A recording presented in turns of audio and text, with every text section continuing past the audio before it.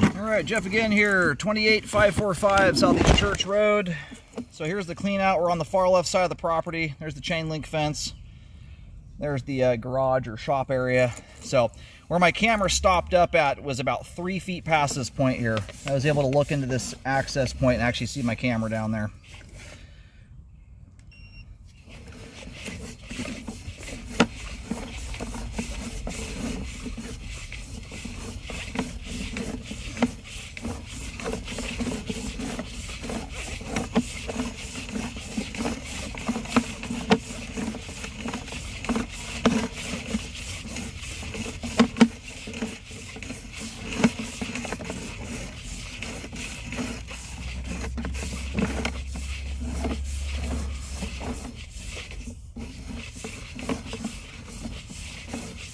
Alrighty, and it looks like we are daylighting up ahead here.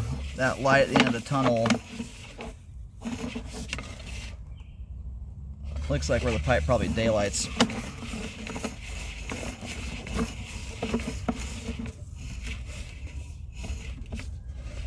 Yep.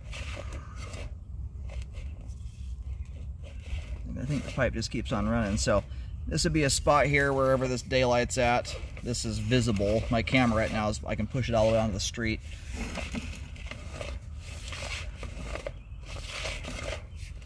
In fact, I'll go walk over and see. It felt like this thing went pretty much dead straight from where we are here now.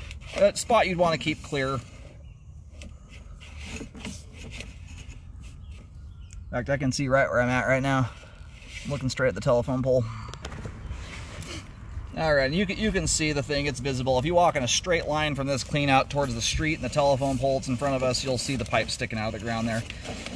So anyway, back to what I was saying earlier, came up the conversation was on the camera over the phone.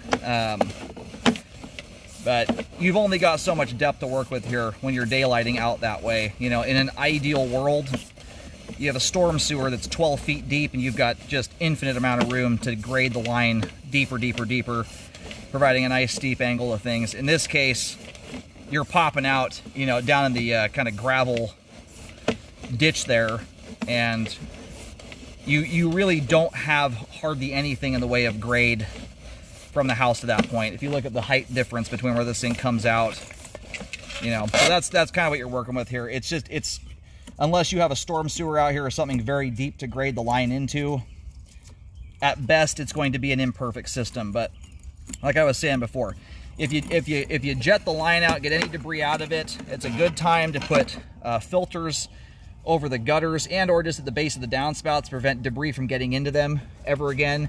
And then you at least don't have the issue of any stuff like that getting into the standing water.